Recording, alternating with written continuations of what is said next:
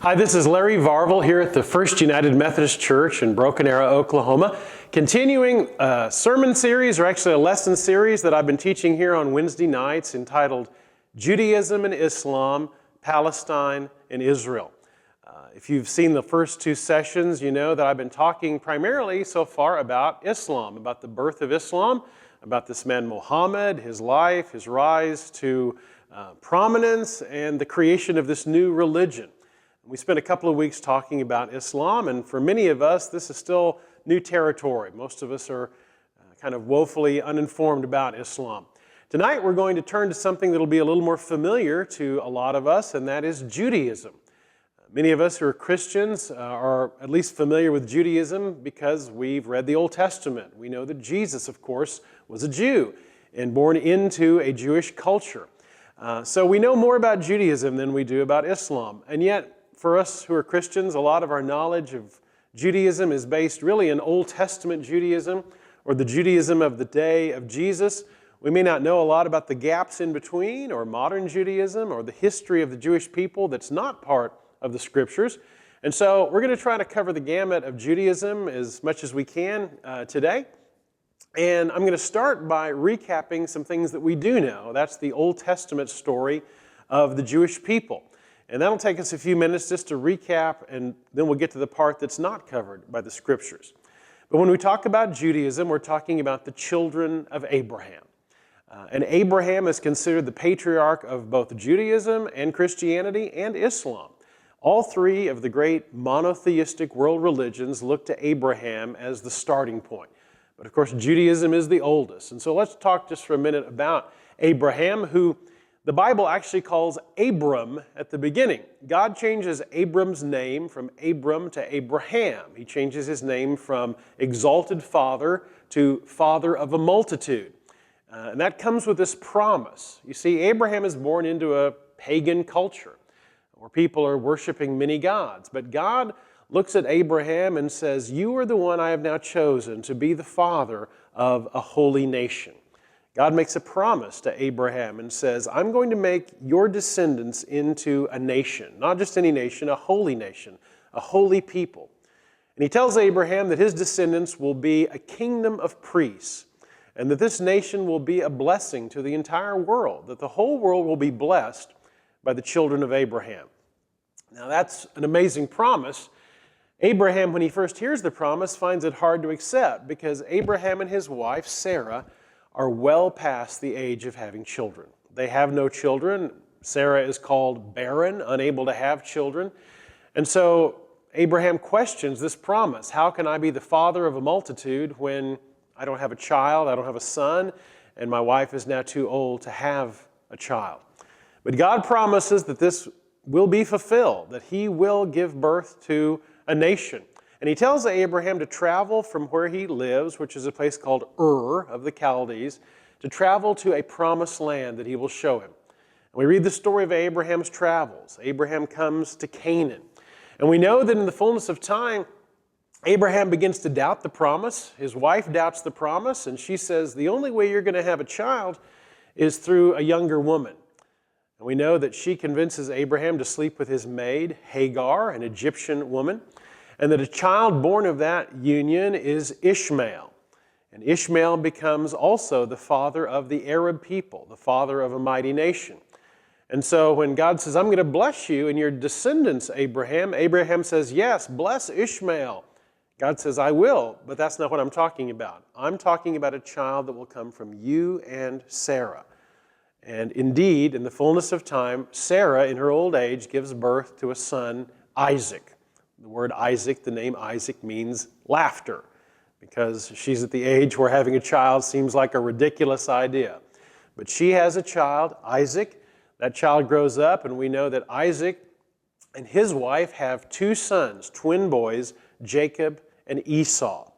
Then we know that as Jacob grows, God changes Jacob's name to Israel.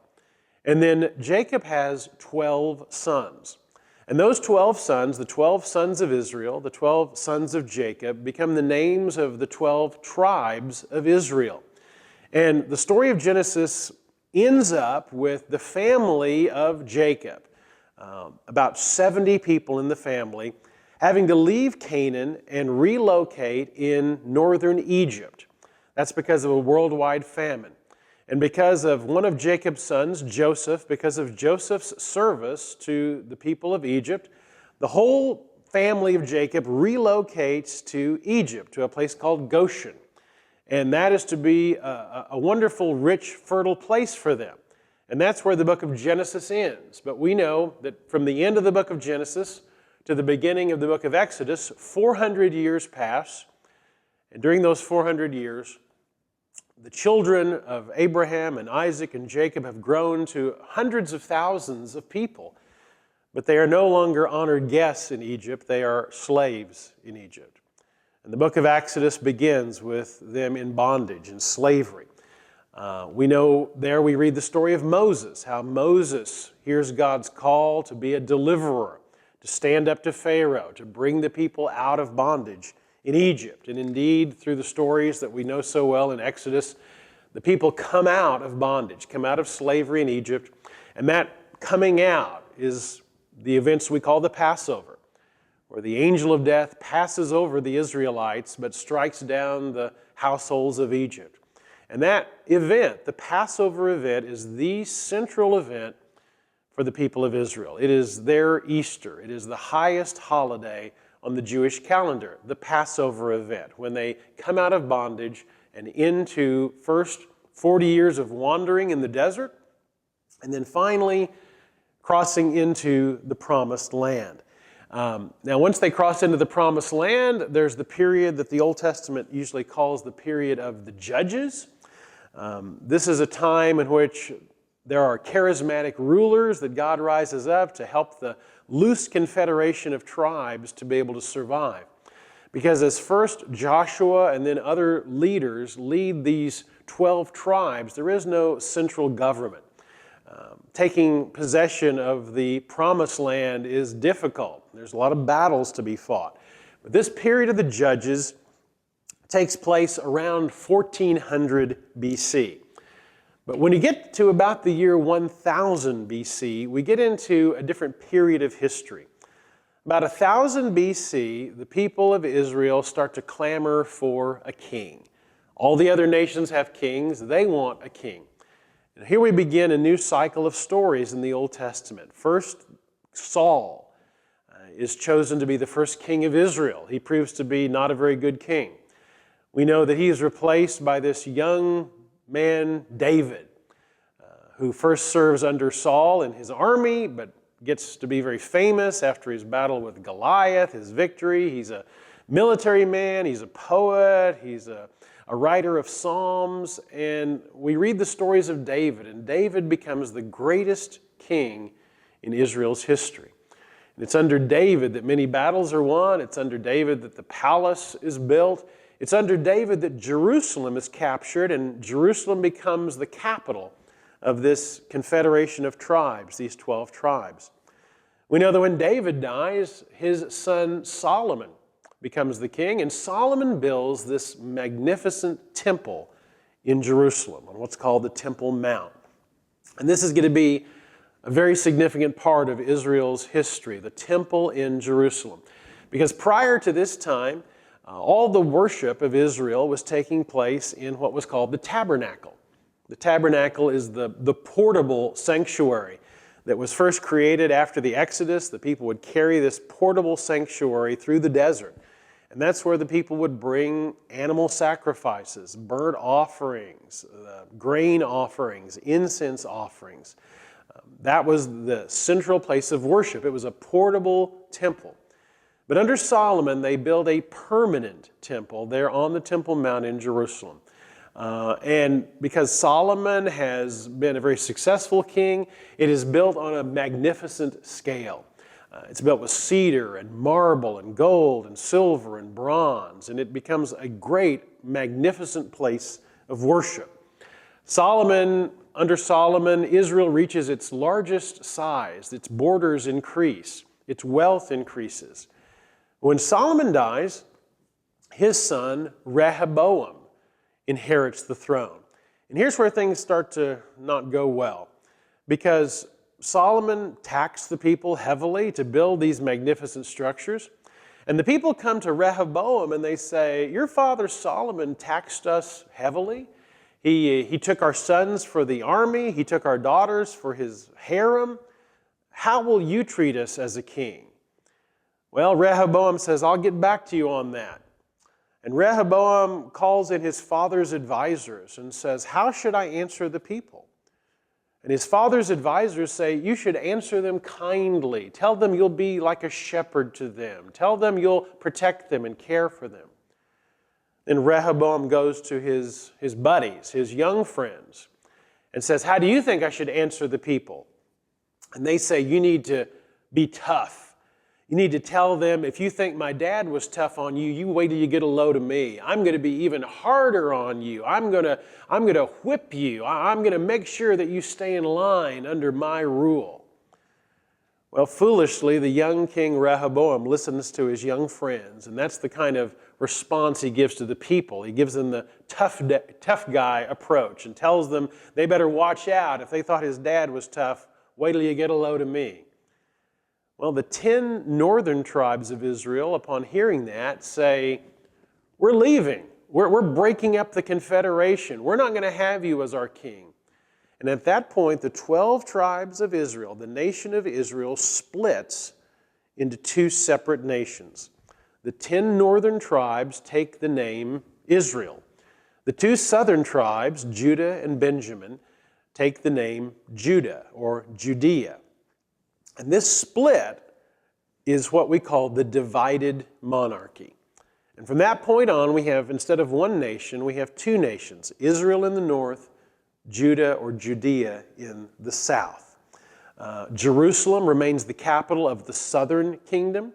The northern kingdom, however, the 10 northern tribes have a new capital and a new place of worship.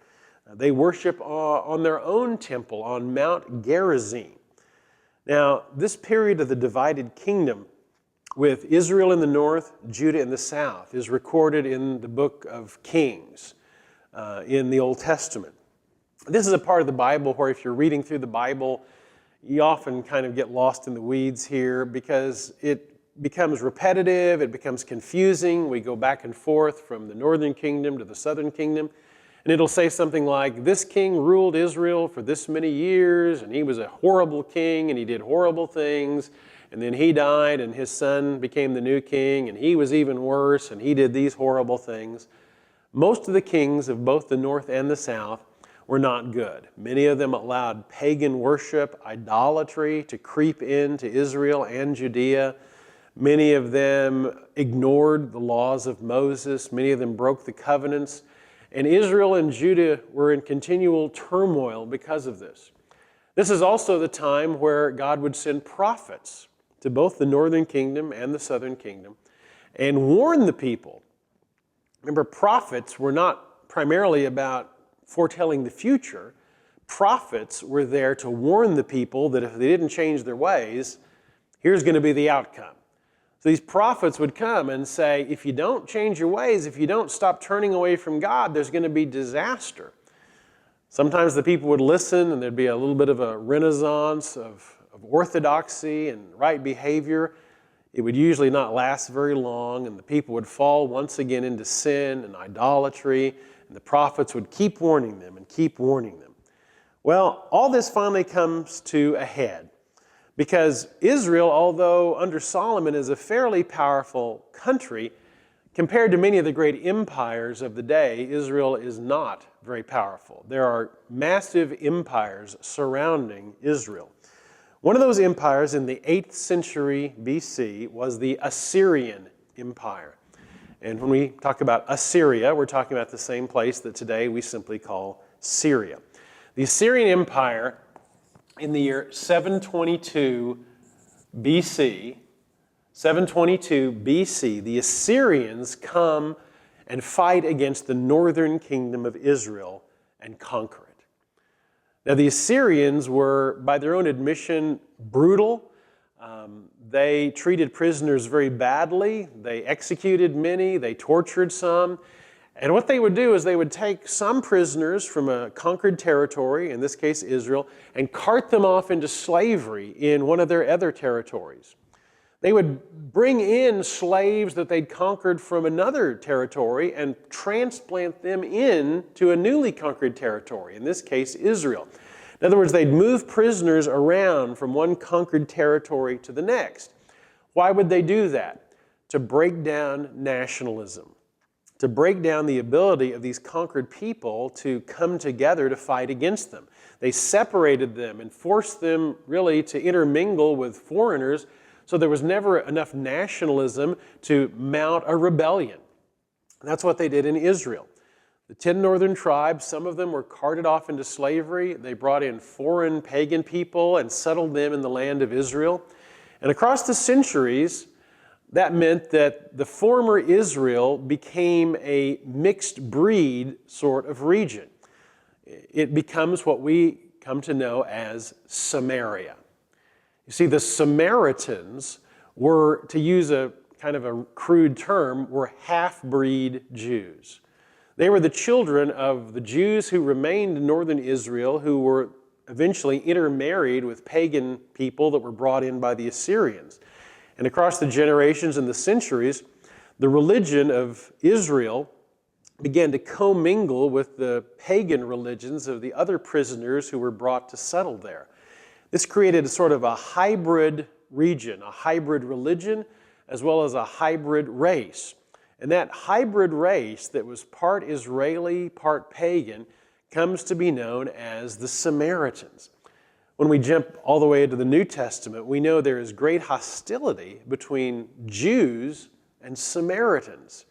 Jews, who are part of that tribe of Judah, look at the Samaritans as I say, to use a kind of a negative term, they look at them as half-breeds. They look at them as impure.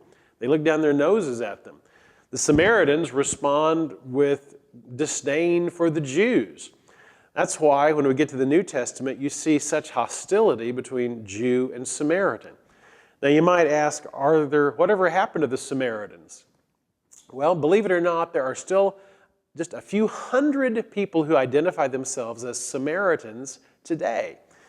The census from January of 2015, so a little over a year ago, said that there were in Israel 777 people who were identified as Samaritans from 4 families living in just 1 or 2 towns. These were the people who still cling to the name Samaritan and still practice the religion of Samaria. But as you can see, a little over 700 people makes a very, very small minority of people. Sometimes people talk about the 10 lost tribes of Israel. You may have heard that phrase, the 10 lost tribes. The 10 northern tribes of Israel aren't lost at all. They are deluded. They are intermarried. They are carted off. They cease to be Israelis and they become Samaritans. And that leaves just these 2 southern tribes, Judea and Benjamin, that use the name Judah or Judea to identify their country. That's why we call Jewish people Jews, because of Judah and Judea. Now the southern country of Judah was able to avoid being conquered by the Assyrians. But in many ways it was a clock that was ticking down to the time they too would face an invading army. It wasn't the Assyrian army. Actually, by the year 586 BC, so about 150 years later, this time it is Babylon.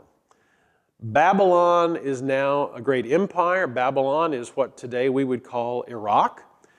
And the Babylonian Empire comes and makes war against Judah and conquers Judea, conquers the Jews. Not only do they conquer Judea, they knock down the walls of Jerusalem, and tragically they destroy the temple that Solomon had built there.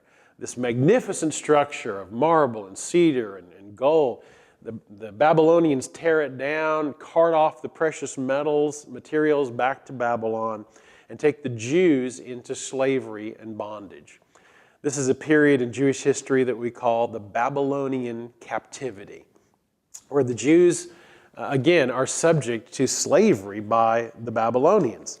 Some of the Psalms that you read in the book of Psalms are called Psalms of captivity. And you'll read some of the Psalms that say things like, by the rivers of Babylon we wept, we hung up our lyres, our musical instruments. They mocked us and said, why don't you sing the songs of Zion? It says, how can we sing the songs of Zion as we're prisoners in a foreign land, as we're far away from Jerusalem? The psalmists talk about this period of Babylonian captivity. Now, as I said, the Jews are taken into captivity in Iraq. Many Jews remain in Iraq for hundreds of years after that. This is 586. About 500 years after the fact, there are almost 1 million Jews living in Iraq. By 500 AD, there are 2 million Jews living in Iraq. So a large concentration of Jewish people ends up living and staying in Babylon, aka Iraq. Now, the way things worked in the ancient world is an empire would rise and an empire would fall. Assyria rose, Assyria fell. Babylon rose, Babylon fell. And Babylon is conquered by the next great world empire in that part of the world, the Persian Empire. When we talk about Persia, we're talking about modern-day Iran. So Babylon equals Iraq, Persia equals Iran. So the Persian Empire conquers the Babylonian Empire. Conflict between Iran and Iraq goes back literally millennia. And when the Persians conquer the Babylonians, they allow many of the Jews to go back to Palestine, to go back to Judea, to go back to Jerusalem. And this is under Cyrus, the emperor of Persia. He issues the orders. And we read about this traveling back to the Holy Land, this traveling back to Jerusalem. We read about that in the books of Ezra and Nehemiah. And we know that the Jews under Ezra and Nehemiah, they go back to Jerusalem. They're given permission to rebuild the walls of Jerusalem. The Samaritans say, hey, you want our help? And they go, no, we don't want your old half-breed help. And that starts even more enmity between Jew and Samaritan. They don't want the Samaritans involved in the rebuilding of Jerusalem or the rebuilding of the temple. And so they rebuild the temple. Now, the temple that is rebuilt under Ezra and Nehemiah is not nearly as magnificent as the one that was built by Solomon. Solomon had vast resources, had great wealth, and built this magnificent temple. The exiles coming out of slavery don't have anywhere close to that kind of resource. They're really repurposing a lot of building materials to rebuild the temple. So it's not rebuilt on nearly the same scale or grandeur as the first temple. But the temple does get rebuilt, and the sacrifices are started up again. Because remember, in ancient Israel, how do you worship? You worship by going to the temple with an animal or with grain or with some other offering. You take it to the temple. You take your goat or your lamb. The priest there kills the animal, sprinkles its blood on the altar, burns up part of the animal as a burnt offering. The word in Hebrew for burnt offering, holocaust. That's where that word comes from. That was the worship. The worship of the Jewish people was centered on sacrificial animal worship taking place at the temple in Jerusalem. Now, during this second temple period, as the Jews have now relocated back to Jerusalem, there are many prophets who come along during that time as well. Once again, warning the people that the same kind of thing is going to happen. The same disaster will befall them if they don't remain true to God. This is the period of prophets like Haggai and Zechariah and Malachi. And it's with those prophets that the Old Testament ends. And for many of us, if we know most of our Jewish history from the Old Testament, well, we think, well, that's the end of Jewish history. But of course it's not. That is about 400 BC that the events of the Old Testament end. And if you're reading your Bible and you come to the book of Malachi, which is the last book of the Old Testament, and you turn the page and there's Matthew, and you start the New Testament. Now, a lot of things happen between the end of Malachi and the first century stories of Jesus. It's about a 400-year period. Some people used to refer to that as the 400 silent years. That's a misnomer. They weren't silent at all, except for the fact that there is no prophet. Malachi is the last Old Testament prophet. John the Baptist is the first new prophet in 400 years. So in terms of prophecy and messengers of God, yes, there is a certain amount of silence. But history has a lot happening in those 400 years.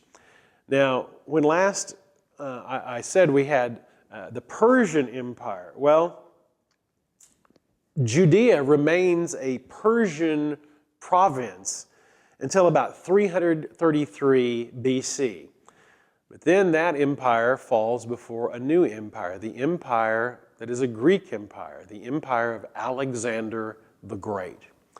Alexander the Great conquers most of the known world, and Israel ends up becoming part of that empire. It falls to Alexander's successors. Now, Alexander dies as a young man. After he's conquered the known world, he dies young of venereal disease. And his empire, this Greek empire of Alexander, is inherited by some of his generals. And one of the families that inherits the empire of Alexander the Great is the Ptolemies. Silent P at the end, the Ptolemies. And it is the Ptolemies that become the rulers over Judea. They rule Judea from Egypt. That is succeeded by another family around 200 BC, a family called the Seleucids, or Seleucids, become the rulers over that province of Judea. And where this comes into play is something that you might recognize the story in 167 BC. So, in that period in between the Old Testament and the New Testament, 167 BC, the ruler who is the Greek ruler in control of Judea is a fellow by the name of Antiochus IV. Antiochus IV. He is something of a megalomaniac, and he is particularly desirous that Greek culture be worldwide. He doesn't like any culture that's not Greek. He doesn't like any language that's not Greek. He wants the whole world to adapt Greek culture. One of the things he wants to get rid of is Judaism. People speaking Hebrew, people worshiping in the Jewish religion. He wants them to begin to worship in the Greek fashion, to worship the Greek gods. He begins to apply pressure to the Jews to put pagan statues in their temple in Jerusalem, to worship the Greek gods. Of course, the Jews find this horribly offensive and abhorrent. This ends up starting a revolt after Antiochus does some truly horrible things, including having a pig sacrificed on the altar of the temple in Jerusalem. A revolt starts, and the person who is the leader of this Jewish revolt against Antiochus is a man by the name of Judah. And Judah, son of Matthias. But most people don't know him by the name Judah, son of Matthias. Most people know him by his nickname, which is Judah the Hammer. Judah the Hammer. And the word for hammer is Maccabee. So Judah Maccabee, which means Judah the Hammer. If you've heard the name Judah Maccabee, it's because the Apocrypha, which are those books that are in Roman Catholic Bibles, but they're not in Protestant or Jewish scriptures, 1st and 2nd Maccabees are two of the books in that Apocrypha, that part of the Bible that's only in Catholic Bibles. And they tell this story of what happened in 167 when Judah led a revolt against Antiochus IV. They were able to drive the forces, the Greek forces, out of Judea, out of Jerusalem. And for 100 years, the Jews were able to reestablish self-rule, to be actually in charge of their own nation. And the story that you will have heard, at least probably heard part of, is that after they drove the forces of Antiochus out of the temple and out of Jerusalem, the temple had been desecrated, and they had to cleanse it, and they had to do those things to make it fit for worship again. And they needed oil to light the holy lamps, but there was only one small container of oil that hadn't been desecrated or contaminated by the Greeks. Only enough oil to last one day. But the story is that miraculously the oil lasted 8 days until they could make more oil. And that miracle, that the oil that was only supposed to last one day actually lasted 8 days, is commemorated by Jews as the festival of Hanukkah, the festival of light. And if you've ever wondered, now where is that Hanukkah story in the Bible? Well, it's not in our Protestant Bibles. It's in the book of 1st and 2nd Maccabees, and it's this story that took place in between the period of the Old Testament and the New Testament. The descendants of Judah Maccabee, this family is able to rule over Judea and as an independent country for almost 100 years. Then internal strife begins. The descendants of Judah Maccabee begin squabbling with each other over how Greek and how Jewish they're going to be, which is an argument and a discussion that's a part of Judaism really for centuries. How much are we going to be like the culture around us? How much are we going to stay true just to our own culture? How much are we going to speak the language of other people? How much are we going to retain our own language? How much are we going to dress like other people? How much are we going to continue to dress in traditional ways? How are we going to eat the foods of other cultures? Are we going to only eat our own foods? How much are we going to adapt to the cultures around us? How much are we going to stay true to our own traditions? This internal fight is happening in Israel among the descendants of Judah Maccabee. And because of the weakness that causes, that makes Judah ripe to be put under the control of yet another empire. And this empire is one that is more powerful than all the empires that came before it. This is the Roman Empire. The Romans first come into Jerusalem to sack it in 63 BC under Pompey the Great. That is a prelude to what happens in 37 BC. In 37 BC, Rome annexes Judea. Rome takes over Judea, and Judea becomes a province of the Roman Empire. Now, the way that Rome controlled this vast empire was installing, of course, governors and rulers and various people to maintain these properties. And what Rome did in terms of installing someone to run Judea was they took a fellow who was only half Jewish, who had been a friend of the Roman Empire, and they install him to rule over Judea. His name is Herod, later known as Herod the Great. Herod has no royal blood in him. He's not at all connected to the royal families of David and Solomon. He is basically a thug that proved himself loyal to Rome, that had some Jewish blood in him. And so Rome installs him first as governor, and then they actually give him the title King of the Jews. And that's why Herod is known as King Herod. Herod still has to answer to the Roman emperor. He is not autonomous, but he is given the honor of being called King of the Jews. And it's under Herod that we read, of course, of some of the horrible atrocities. The one that we're familiar with is when Herod receives a visit from the Persian wise men looking for the Christ child, and Herod, hearing about the birth of a new king, of course, sends his soldiers to Bethlehem, gives them orders to murder every boy child 2 years of age and under so that he can wipe out any potential threat to his throne. We know that story about Herod the Great. History records that Herod was a murderous king. He murdered several of his sons. He murdered some of his wives. He murdered his mother-in-law. He murdered other assistants and aides and courtiers. He had a suspicious and jealous mind that if he thought anyone was plotting against him, he'd have them killed. He was incredibly unpopular, but also incredibly powerful. He was so unpopular that he knew that no one would weep on the day of his death. And so he gave orders that on the day he died, his soldiers were to murder 100 leading citizens of Jerusalem because he wanted to make sure there was tears and wailing the day that he died, and he knew they wouldn't be wailing for him. When Herod dies, the land of Judea is parceled among first some of his descendants. Eventually, Rome installs procurators or governors in Judea, one of which we would know as Pontius Pilate, of course.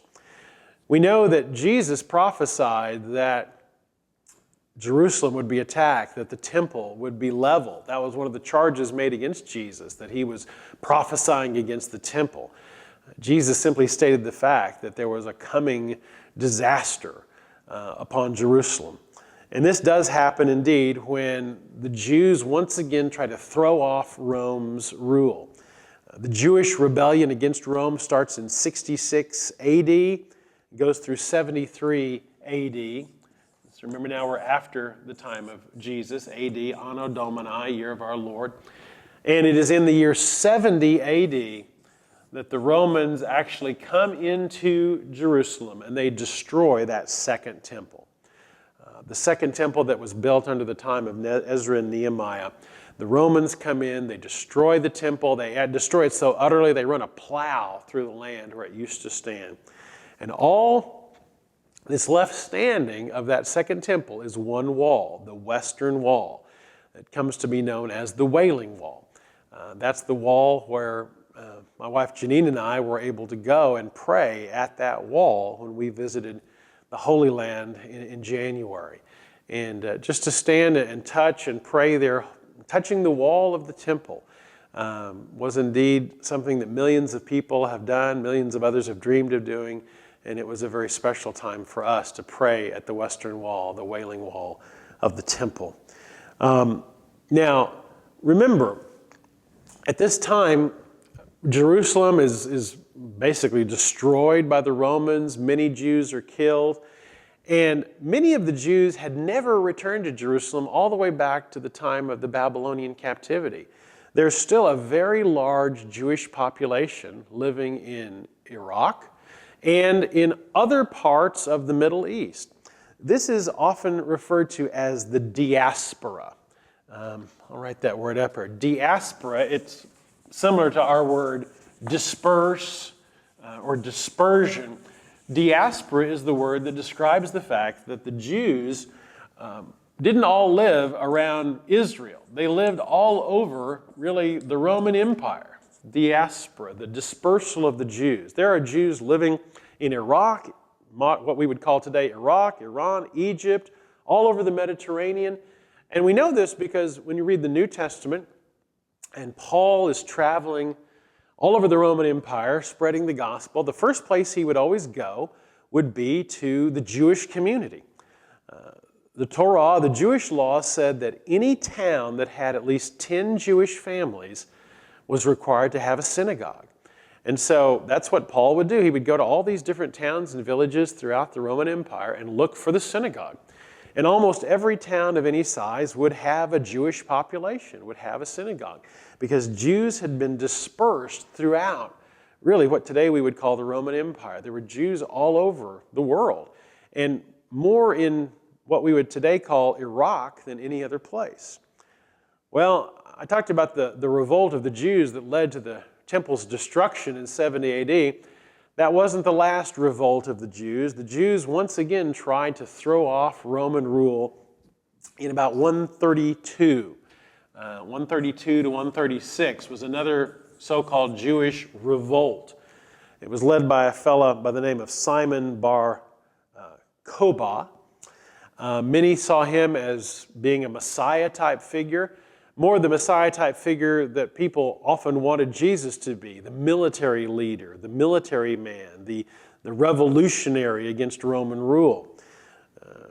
Simon Bar Kokhba tried to lead a revolution against the Roman Empire, and it unfortunately failed so spectacularly that the Romans decided to teach the Jews a lesson and killed thousands and thousands of Jews in retaliation for this uprising. Many Jews are killed in Judea during this revolt. Matter of fact, Rome is so angry at the Jews for this revolt that the emperor, Hadrian, actually vows to wipe Israel off the map. And what he meant was literally, on the maps of the Roman Empire, they were going to take Israel off the map, and Rome decided to rename Israel and Judea a different name, a name that was meant to insult the Jews, a name that was meant to remind them of their ancient enemies, the Philistines. So they renamed Judea Palestine. Palestine. That's where the word and the name Palestine comes from. It comes from the word Philistine. Remember those ancient enemies of Israel back when David killed Goliath. Remember, Goliath was a Philistine or a Philistine. Rome changes the name of Judea to Palestine just to rub the Jews' nose in it, just to insult them and to remind them of their ancient enemy. They wanted to literally take Israel and Judea off the map. After this revolt, many Jews and Christians, because remember, we're talking now the first century, there are Christians as well as Jews. Many of them are expelled from Judea and Jerusalem. And as I say, there's more Jews now at this time period, there's more Jews in Iraq than there are in Palestine. And this destruction of the Second Temple that occurs in 70 AD really completes a transition that had started even before that time, a transition that was already in place during the time of Jesus. And this was a transition from Jewish religion being centered on the temple to Jewish religion being centered in the synagogue. Think about this for a minute. You see, for hundreds, indeed, thousands of years, Judaism was centered on sacrificial worship, animal sacrifice. If you were a Jew during the time of Solomon and all the kings that followed and all the prophets, how do I worship God? Well, I worship God by taking a sacrifice, an animal or a grain offering. I take my sacrifice to Jerusalem. I go into the temple courts. I present it to the priest. The priest slaughters the animal, burns some of the sacrifice on the altar as a burnt offering. That is how I worship. That was the central element of Jewish worship, animal sacrifice. But with the destruction of the temple, the first temple and then the second temple, Jewish worship shifts from being centered on animal sacrifice to being centered on the study of the Scriptures, the teaching of the law of Moses. And that study of the Scriptures and that teaching of the law of Moses is centered in the synagogue. Instead of the focus of worship being sacrifice, the focus of worship becomes study. Instead of the leader of worship being the priest, the leader becomes the rabbi, the scribe, the scholar, the teacher. And so by the first century, there are already synagogues, of course, all over the civilized world. That place where people who couldn't go to the temple, they were too far from Jerusalem, where they would gather on the Sabbath, and they couldn't offer animal sacrifices, but what they could do was come together and have someone read the Scriptures, explain the Scriptures, read the Psalms. The people would be able to read the Psalms, in some cases sing the Psalms. And the synagogue worship, which of course is really the model for the early church worship, that idea of gathering on the Sabbath as a gathered people, someone reading the Scriptures, someone explaining the Scriptures, the people all gathered together to pray together. That model of worship that we Christians have adopted for 2,000 years, that starts with this transition that Jewish worship becomes less and less about animal sacrifice, and once the temple is destroyed, there is no more animal sacrifice. And the focus of Jewish worship becomes the synagogue. It's during this time that the development of the rabbinic studies and the scholars, and also what is called the Talmud. You may have heard the term Talmud. The Talmud is the commentary on the Scriptures. Because for the Jew, you not only have the laws of Moses, you not only have what we would call the Old Testament, which is the law, the Torah, the prophets, and the writings, but you have what they call the oral tradition. And the Jews believe that the oral tradition is something that is just as ancient as the written law. That this is traditions that go all the way back to Moses, that have been passed down from rabbi to teacher, from father to son, from family to family. Oral traditions about the law, about what it means to be Jewish, about what it means to follow God. They believe these oral traditions have been passed along for centuries. But with the scattering of the Jewish people, there is now a new need to write them down, to write the traditions down, to write the oral teachings down. And so this is where the Talmud comes from. The word Talmud means learning. And the Talmud is made up of the Mishnah, which is this commentary on the Scriptures, the Mishnah, M-I-S-H-N-A-H, as well as the Gemara, which is sort of a commentary on the Mishnah. So there's the Scriptures, and then there's the commentary on the Scriptures, the Mishnah, and then there's the commentary on the commentary, called the Gemara.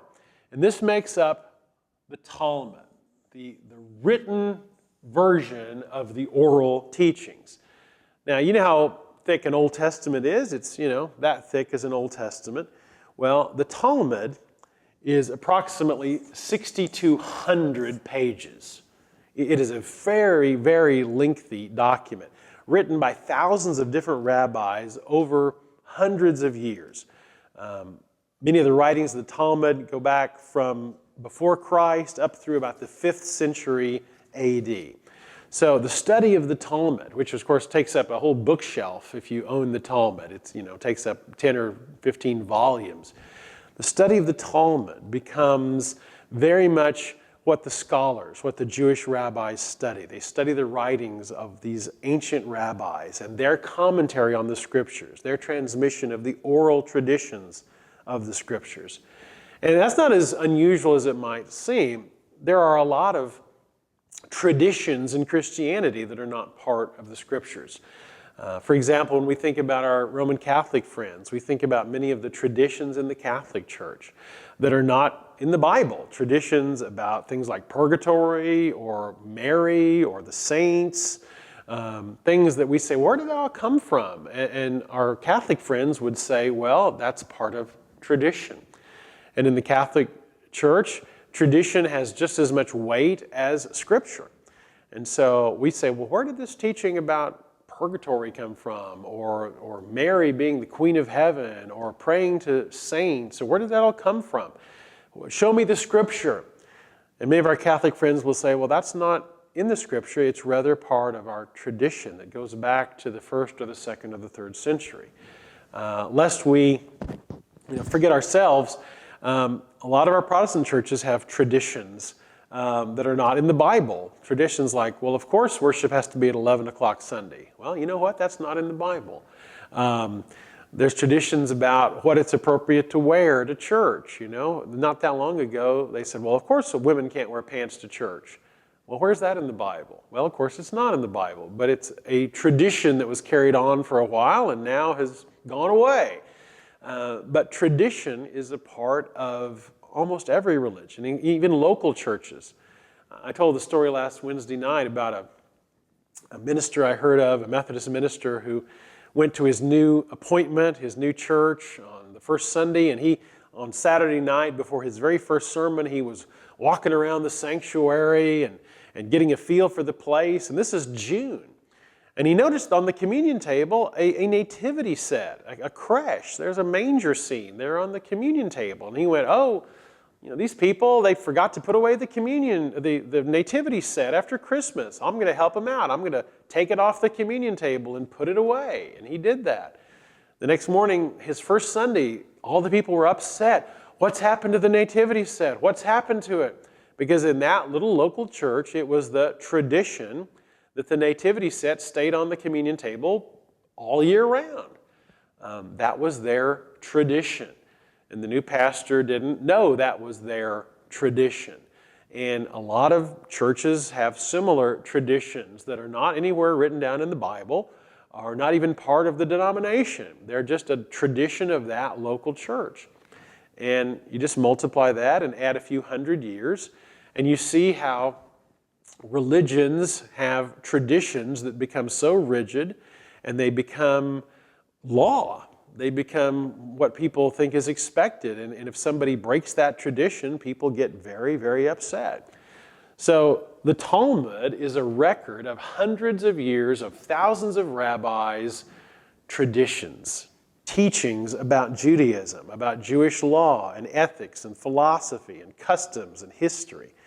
And even by the time of Jesus, even though that oral law had only been a part of the Talmud maybe for maybe 100 years, Jesus often comes into conflict with scribes and rabbis and Pharisees who think that the traditions are more important than what Jesus would say are the more important parts of the law: justice and mercy and ethics and worship. Their traditions had become so ingrained that they had become more important to the Pharisees than even the scriptures themselves. So these traditions for hundreds of years are passed down orally, then they get written down. And it is because of that that so much of Jewish tradition comes down to modern rabbis. Now, from really the fall of Jerusalem in 70 AD up for about 1,000 years after that, the center of Judaism was not Israel. The center of Judaism was Iraq, was Babylon. And that's where most of the Talmud was written, by this very large Jewish community that lived in what we would today call Iraq. Now, we get into some Jewish history that's not part of the Bible. From around, let's say about 400 AD on, as Christianity becomes more and more powerful, as popes and bishops become more and more powerful, from really the middle of the 4th century on, they start to really mistreat many Jews. Judaism is often a persecuted minority across Western Europe.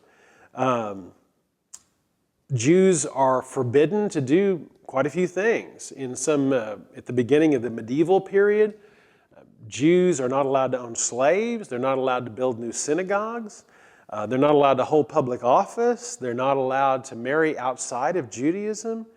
No one is allowed to convert someone into Judaism. So Christianity, sad to say, as Christianity becomes more and more powerful from the time really of Constantine, the Emperor Constantine, who's the first emperor to become a Christian, and Christianity becomes first not only accepted by the Roman Empire, but then it becomes the official religion of the Roman Empire. As Christianity grows in power and influence, persecution of Jews increases. Part of this is in the Middle Ages, there becomes a very popular teaching that Jews, of course, are responsible for Jesus' death. They talk about blood libel. There are pageants, passion plays that show the Jewish people saying, the blame is on us and our children. And as people begin to actually call Jews Christ killers, there's horrible persecution and anti-Semitism in Western Christianity. It's actually sad to say that as Islam is born and begins to explode and cover more and more territory, and we have Jews living under Christian rulers and Jews living under Muslim rulers, that often Jews are treated better by the Muslims than they are by the Christians. If you saw the last session, and I mentioned the caliphs, the first 4 caliphs of Islam, I mentioned Omar and the Treaty of Omar and how they established how are Jews and Christians to be treated by a Muslim ruler. And there were certain sets of rules. Well, they're not going to make them fight in the Muslim army. They are going to make them wear certain clothing. They're going to make them pay extra taxes, etc., etc. Harsh treatment, but actually many Jews are treated better by Muslim rulers than they are by Christian rulers. And as the Middle Ages wear on, especially as we get towards around the year 1000, many Western countries start to expel the Jewish populations and get rid of the Jews, tell them they're not welcome. Now this brings us to another sad part of Christian history, that's the Crusades. The First Crusade, where the Pope called upon the Christian rulers to send armies to the Holy Land to drive out the Muslims and retake the Holy Land for Christianity. That starts in 1099, and you know that Christian crusaders start marching towards Palestine to drive out the Muslims. Well, there were also Jews living in those territories. And you might say, if there's Jews living in what today we would call the Holy Land, there's Christians approaching from the west to kill the Muslims. Who are the Jews going to side with? Well, in most cases, the Jews sided with the Muslims because they had been treated better by the Muslims than they had by the Christians. The Muslim treatment was actually kinder towards Jews in that period of time than it was by many Christian rulers. Now that was going to change. The Muslim world, as it got more and more powerful, the Muslim world started to treat Jews just as badly as the Christian world, and the Jews were mistreated by both Jews and Muslims. And in many places in Europe, Jews were kept out of many professions. Not only were Jews not allowed to be in the army, obviously they weren't going to be in the clergy, they were excluded from many trades and many guilds. And one of the few places that Jews flourished as a trade was finance. You see, by the Middle Ages, the Christian rulers, the Pope, had said charging interest is illegal. They looked at some of the laws in the Bible that forbid charging interest, sometimes called usury. And the popes decided that to charge interest was against the church. It was a sin. Well, but it wasn't a crime. It was a sin, but it was not a crime, which meant Jews could charge interest. And so since Christians were told it is going against your faith to charge interest, but they allowed Jews to be able to charge interest, the Jewish people flocked to those areas of work to be involved in banking and finance. And that concentration of the Jewish population in the professions of banking and finance, something that started in the Middle Ages when Christians were forbidden from doing it, ends up becoming something that goes on for centuries. And even to this day, in many countries, including our own, you say, well, the percentage of Jewish people involved in finance is higher than Jewish participation in some other occupations. Well, that's because Jewish families got involved in finance hundreds of years ago, and those families stayed in that business. And that is going to lead down the road to some interesting conflicts that are going to spill out even into more recent history. When I was taking Jewish civilization classes at OU, we were talking about how the European countries kept forcing Jews out. And my professor said, you know the familiar rhyme in 1492, Columbus sailed the ocean blue. He said, there's more to that. He says, in 1492, Columbus sailed the ocean blue and King Ferdinand expelled the Jew. Because in that same year that Columbus was being financed by the King and Queen of Spain to come and discover the New World, that king also ordered all Jews to exit the country of Spain. Jews were increasingly pushed out of European countries. They were told they were not welcome. And there was one country that actually had a more accepting policy towards Jews than almost any other country. It was not in Western Europe, it was in Eastern Europe. And Jews begin to move to this country, the country of Poland. Poland becomes a haven for Jews. And the Jewish population of Poland begins to increase dramatically. And we'll see that in centuries to come, and of course in the 20th century, we'll see that the very large Jewish population of Poland plays a role in World War II and the Holocaust. Well, I'm going to stop there for now because this is where we stopped on Wednesday night. We'll continue with Jewish history. Next time, we'll talk also more about the history of this piece of land, this piece of territory that we call Palestine or Israel. It's gone through so many tremendous changes from century to century, and why this piece of property is probably the center of so much conflict across the centuries. We'll talk about some of that. We'll talk more about Palestine, Israel, Judaism, Islam. Hopefully see you next time.